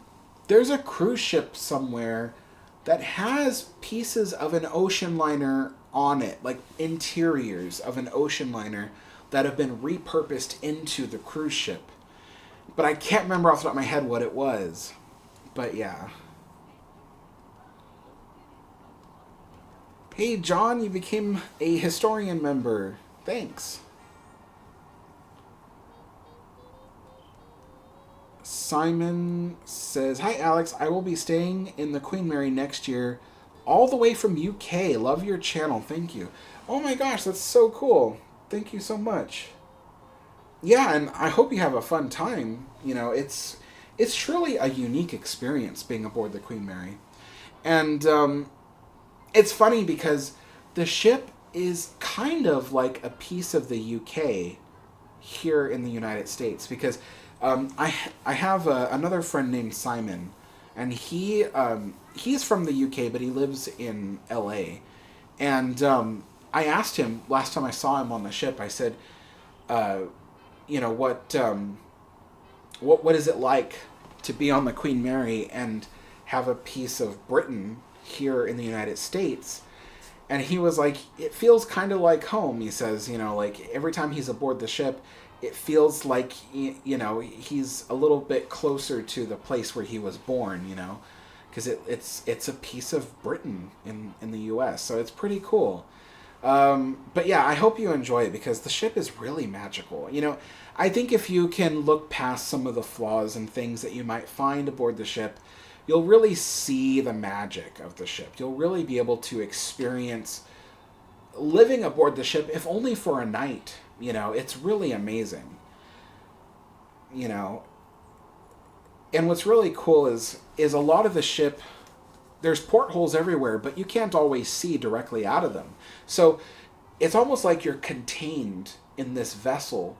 I mean, you are, but you're contained in this vessel for a period of time, and you can almost let yourself forget about the rest of the world and only focus on the Queen Mary, you know. I told the ship's managing director, Steve Kaloka, one time, I said the great thing about the Queen Mary is it's a lot like Disneyland in the sense that, you know, Walt Disney, when he built Disneyland, he built it with these huge system of berms that surrounded the park, some of them 30 feet high. and it was to block views of the outside world. So the outside couldn't look inside, and people on the inside of Disneyland couldn't look outside. The berms blocked the view. And the idea was to kind of seal in the magic, to make it feel like you're fully in a completely different place, because you can't see reminders of the outside world. And so it's the same thing with Queen Mary, that her steel hull kind of keeps the modern world away, and you can just focus on being on this beautiful ocean liner from the 1930s. It's really a very unique feeling. And the ship is so big that it often doesn't even feel like you're on a ship. It feels like you're in a city. It's really weird. It's like you're on the ship and it's so huge. You feel like you're in a city in a way, a small town or something. I don't know, but you don't feel like you're aboard a ship. You feel like you're somewhere else entirely. It's really cool. John says, Alex, I probably missed it, but have you heard any news, details, timeline about the Long Gallery and Synagogue? The Long Gallery is currently underway. We don't know when it'll be complete. With the low budgets that the ship is working with, they often just keep working until they're done, and they're done when they're done. Unfortunately, they don't always have a reopening date because they just work with such small budgets. But it is currently underway. The Long Gallery is the Starbucks even that is in the Long Gallery is currently closed because they're converting it. So yeah, they're working on that. John also says, my fiance Courtney and I are watching this. We had our engagement photos on the Queen Mary this June. Oh, nice. Congratulations, you guys. Celebrity Summit has fixtures and memorabilia from the SS Normandy. I was on it in the Caribbean recently. Oh, wow. Nice. So, yeah. That might have been the ship I was talking about with Celebrity Summit. But, yeah, so pretty cool. I didn't get a chance to brew any tea today. I was talking so much. This happens every time now when I do one of these tea time streams. I end up having, like, a lot of comments to talk or answer to or talk about, and then I never get to brewing the tea, and then by the time I do have time to do it, everything's cold, and, I can't brew any tea, so. Jeffrey says, Alex, can you tell us what you have planned for your Europe itinerary so far? So far what I have planned is, and this is just a generalization because I still want to try to fit in SS Rotterdam somewhere, but basically, we'll arrive in Southampton, we'll go to Bristol first, stay a night in Bristol, stay a night in, I believe, Liverpool, then stay a couple of nights in York. I have a friend in York who's offered to let us stay there for a while. Then go up to Edinburgh, and then we'll come down back to York to stay a night because it would be an 8-hour train ride from Edinburgh to London. And we don't want to do 8-hour train rides. It's just too long to sit on a train with all your luggage and all your worldly belongings, So we plan to stop off in York again to stay a night with our friend, then get back on the train and go down to London. Then from London, we plan to go to Paris. We'll be staying in a hotel outside of Paris, but we'll have easy access to go to Paris for 2 or 3 days in a row, and then we'll have 3 days in Disneyland Paris, because that's one of the key stops along the way. We'll be going to stay a night at Mont Saint-Michel, which is a little town built on a rock in the Normandy region of France. It is a beautiful place, and I've always wanted to stay there. So we're going to stay a night at Mont Saint-Michel, and then we'll be going to do a day trip at Saint-Mère-Église. I think it's called, which is just further inland from Utah Beach. And we'll also be visiting Utah Beach as well. And then we'll be going to Cherbourg, so that way we can catch a ferry to Portsmouth, and then we'll stay a night in Portsmouth because there's a lot of stuff to do there. And then we'll go to Southampton and stay a night in Southampton before we catch the Queen Mary back to New York. So, what we'll be doing. So, Bristol, we've got the SS Great Britain. We've also got the let's try to remember the name, Alex. The bridge by Isambard Kingdom Brunel. There's a bridge there that Isambard Kingdom Brunel built. I can't remember what it's called. I always forget the name of the bridge. And then up from there, we'll go up to Liverpool. I don't yet know what to do in Liverpool. So if you guys can help me at all, because I don't know what to do in Liverpool. Like, is there something that's related to my channel that I can do in Liverpool?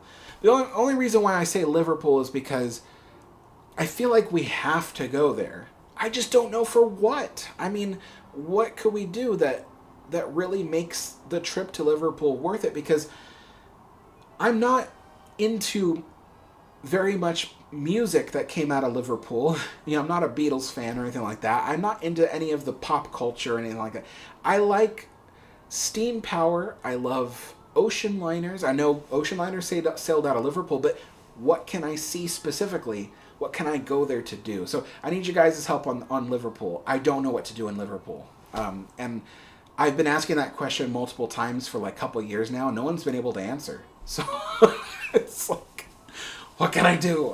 Anyway, then up to York. York, obviously, they've got the Shambles, which is a really cool street. They've got plenty of historic stuff in York. So my friend who lives near York is gonna tour us around and kind of show us all the stuff. He also wants to show us a few other cities nearby and stuff like that. So we'll have that. When we go up to Edinburgh, we're going to see Edinburgh Castle. We're also going to see the well, there's quite a lot to do on the street that leads up to the castle, by the way. So there's a lot of stuff to do there. And then there's also the Royal Yacht Britannia, which is in Edinburgh, and I really want to see that. I mean, that's one of the key stops on the trip is the Royal Yacht Britannia. I really want to see it. And then we'll be going back down to York to stay a night. And then we'll be going to London. Either London or Edinburgh. I'm hoping that the PS Waverley, the paddle wheel steamship, is in either one of those cities. Because if it's there, I want to visit and take a day trip on the PS Waverley. So we're going to have to check. The schedule for Waverley hasn't come out yet for 2026. So we're waiting for the schedule to come out to know for sure where it's going to be during our trip. Hopefully it's in one of those two cities. But anyway, London.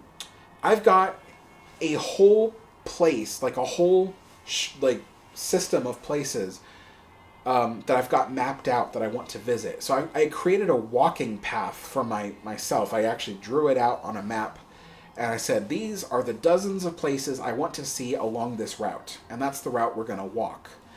And so there's a lot of stuff. I think we're going to start over by the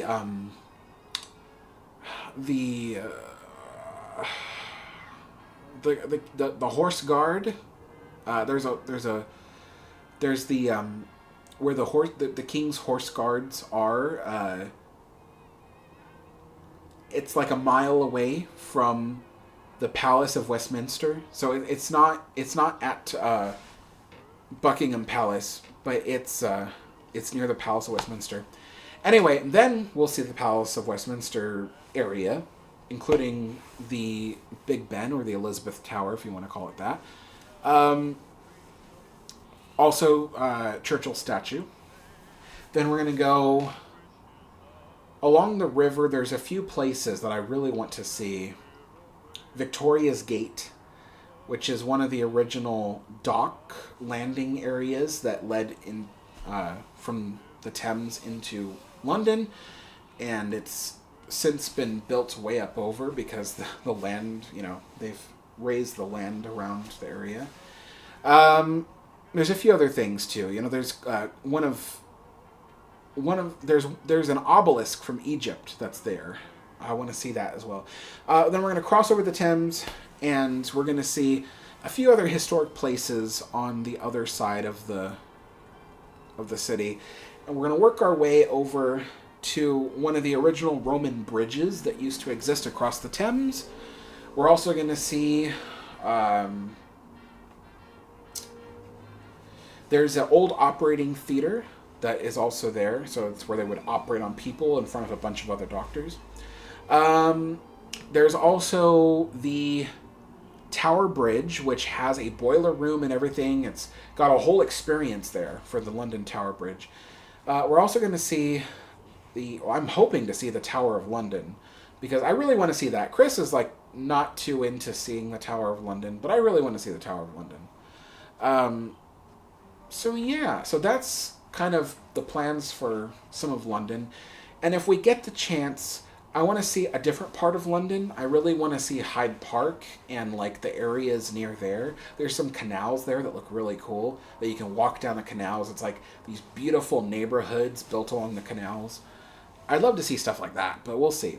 Then also, I think we're going to go see the Kenton steam engine, which is about 2 hours outside of London. We have to take a bus or something to get there.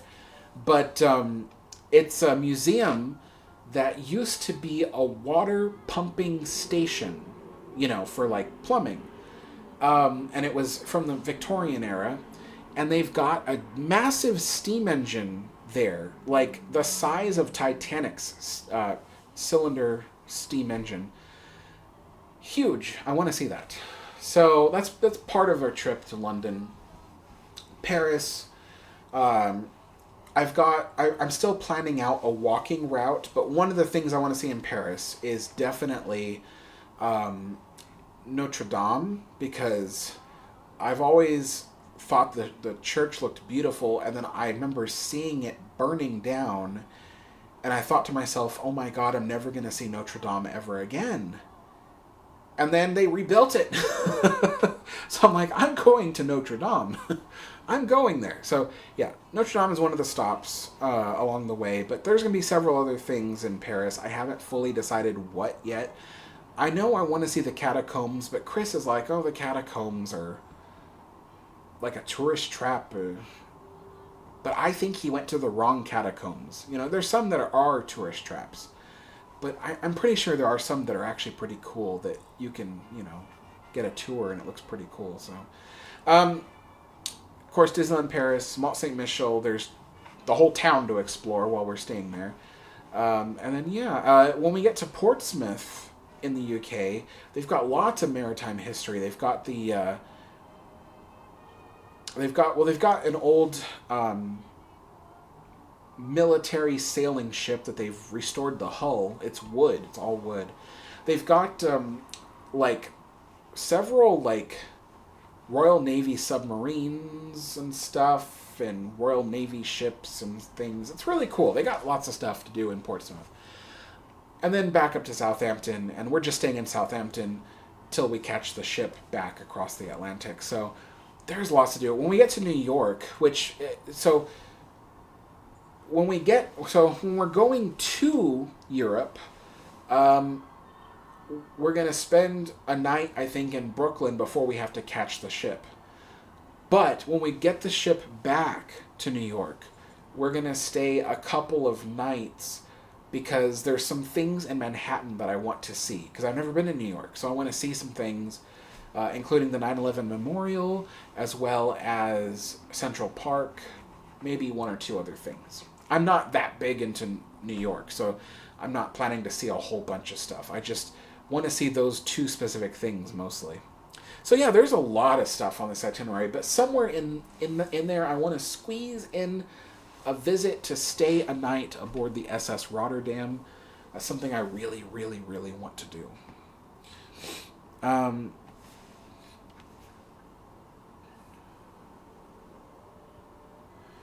Mont Saint-Michel est très beau sur les bords de la Manche. Yeah. I'm still trying to learn French. It's really difficult. But yeah. It's beautiful beside the sea.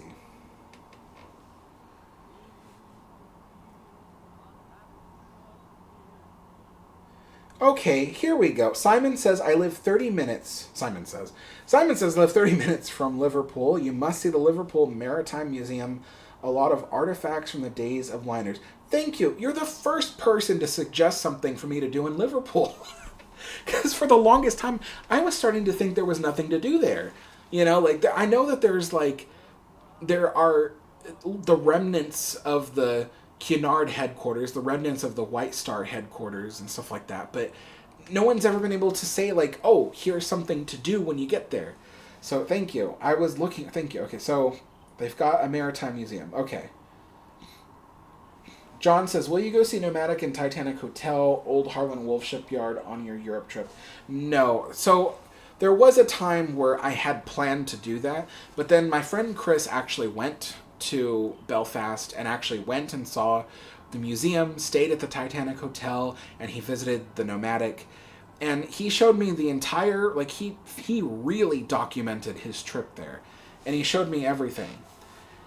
And I was like, that looks good, but I don't see myself spending all that extra money to fly to Belfast and stay a night there and spend all this money. It's just not enough for me to do. So I felt like it wasn't worth it for me to go all that way just for those three things. It just didn't feel right. So I decided not to go to Belfast because it just didn't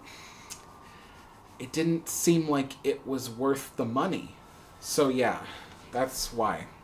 But yeah, so I won't be seeing Nomadic or the Titanic Hotel or Museum.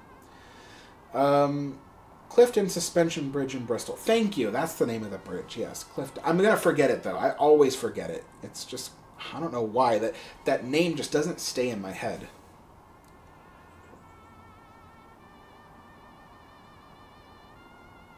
Around the port of... Visit the shipyard's museum around the port of Liverpool. Is that different from the Maritime Museum?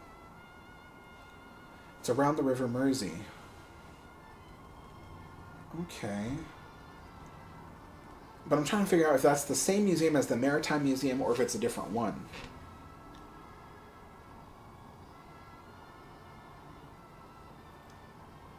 Dave Shockwave says, hello, Alex. I was wondering where you got the info on Disneyland Railroad's first number 5. I've been trying and failing to find photos or info on it. It's been a couple years since I originally made the video. Off the top of my head, I don't remember. I don't know. It's been so long since I made the video.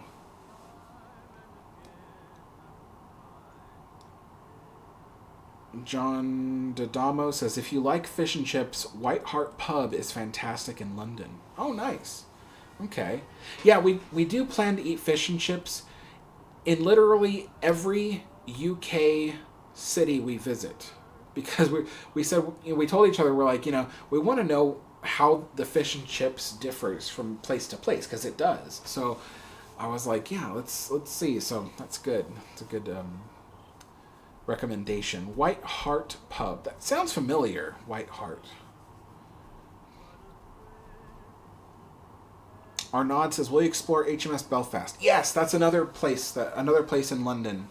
The place, it's a ship, but yes, we will be visiting the HMS Belfast. Jeffrey says, that sounds really exciting. It really is. I'm super excited about it. There were so many times, because everybody knows I've been saving up for this trip for years. And there was a point where I was starting to think this wasn't going to happen, because I was just the ability to save money for it was just not happening. But, I had some very successful videos earlier this year, and that was able to earn me the money that I needed to go. And so it's finally happening. It's just like, it's hard to believe. But yeah, I have the voyages already booked, and I'm working to fully flesh out the itinerary. Some other things I'm waiting on is like a lot of the museums and places we plan to go. I need to wait for them to put out schedules of like when they'll be open, because I'll need to be able to plan out if I should even visit a certain place or a certain museum, because they may or may not be open when we're going. And we're going... So this is the other exciting part. So Chris and I, we really love ocean liners. I've never been over the ocean before. I don't know if I get seasick or not. I don't know. I've never been on the ocean, so I don't know. But Chris is like, the Queen Mary 2 is a real ocean liner. It's a true ocean liner. It's designed to handle some pretty crazy weather. And he goes, we should go during the really bad weather season. And I wanted to say, no, that's crazy, But part of me was like, no, I want to see that, Part of me was like, I want to see the ship be put through its paces on the ocean in the middle of a hurricane, like that would be really interesting. The ship's done it dozens and dozens of times, it's fine. So, so we are going during a particularly, the heart of the bad weather season for hurricanes and stuff along the Atlantic. But when we get to Britain, it's probably going to be rainy weather when we get there. I have no doubt. I mean, it rains all the time anyway, but that doesn't bother me. I live in Portland basically, and we have an extremely similar climate to the UK. So it's really not that much different than living here, and I love living here. I don't mind the rain. I put on coats and stuff all the time, and it's fine. So I have no problem with rain. The only problem is like what will be open, what won't be open when we get there. So that's something that I have to really plan out, and I have to wait closer to the go date in order to figure out like what we're gonna be paying money to see and what we're not gonna be seeing. So it all changes.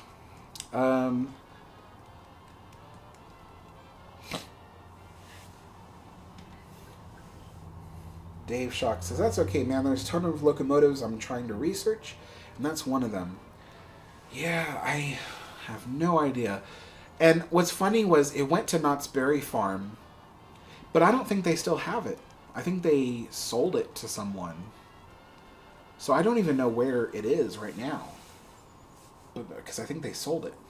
I think they sold it to another Cedar Fair park, but I don't know. Yeah.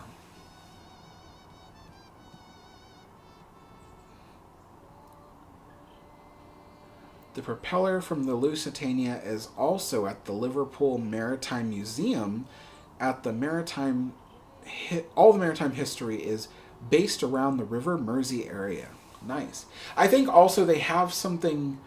There's a tugboat called the Danny, and the interiors have been beautifully designed with the same Art Deco style and techniques that were used to construct the interiors of the Queen Mary, because the owner of the Danny at the time was so interested in this new and upcoming Queen Mary ocean liner in the 1930s that he was like, look, however you guys are... He contacted the carpentry company that was supplying the woods and veneers and stuff, and he said, look, however you're designing the Queen Mary, I want something similar.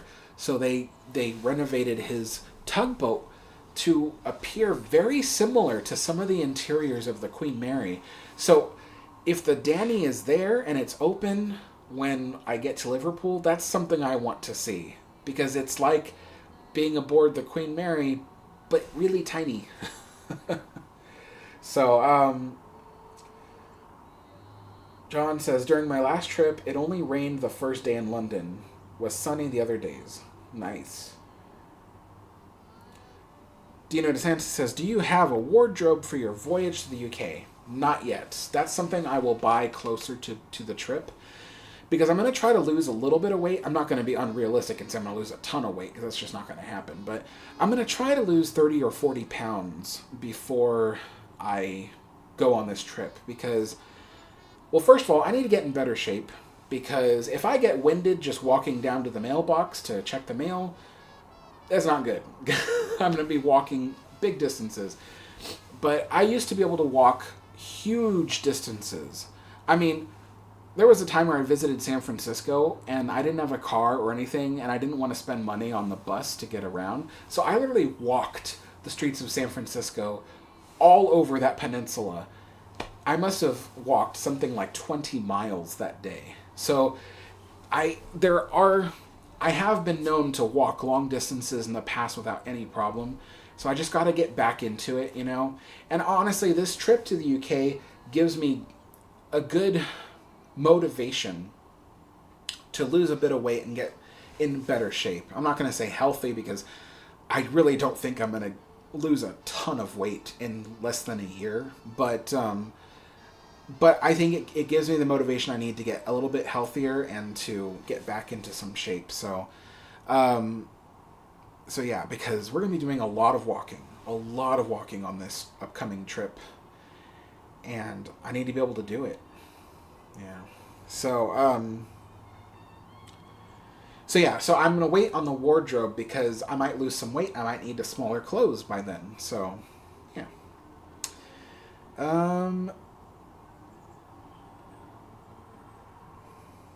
You know what's crazy too is I have really bad knees. So one of the reasons why I don't exercise very much anymore is because I have really bad back and knees from when I worked at Disney, because my job there required me to do lots of heavy lifting, and often to do it from a crouched or kneeling position.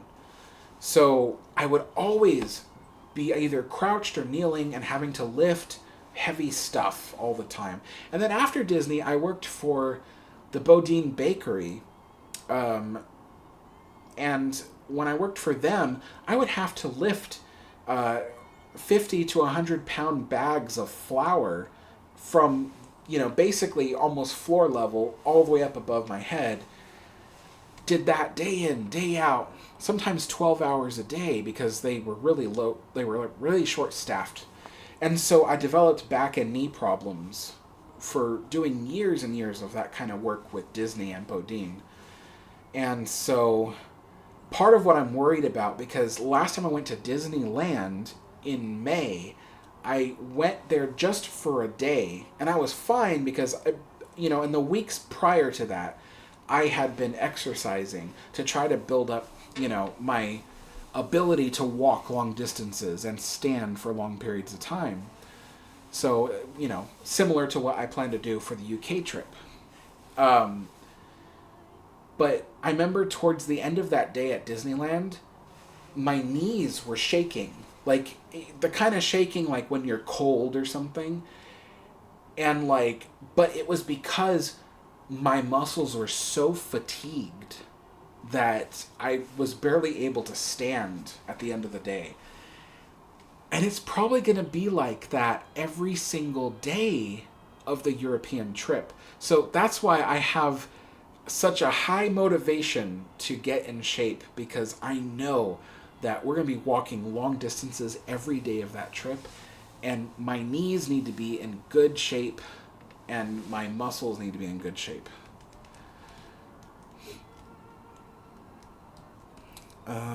Let's see here.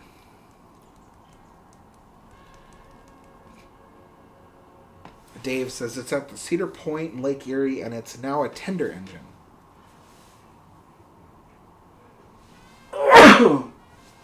Excuse me. Let's see. Simon says the Danny is moored outside the museum permanently. Nice. Then yeah, I'm definitely going to visit the Danny because I really want to see that. So cool. I get to see the Maritime Museum and I get to see the Danny. So definitely going to stay in London. Or not London, Liverpool. Liverpool. Alright, folks. I think I'm going to end the live stream now because, well, for one thing, I'm starting to sneeze, and this chair really hurts my bum. It's like this tiny little chair. But also I have lots of other stuff to do, and I haven't even eaten my cucumber sandwich yet. I better eat it before it goes bad. It's already getting a bit stale. I didn't even get to brew any tea today. But anyway, folks, thank you all so much for joining me on this live stream. This might be the last tea time live stream of this year. That's a possibility. But there will be other live streams. I'm going to try to see what I can do in terms of live streams. There might be other things that don't take quite as much time for me to set up. But anyway, thank you all for joining me, and I will see you all next time, everyone. Bye-bye.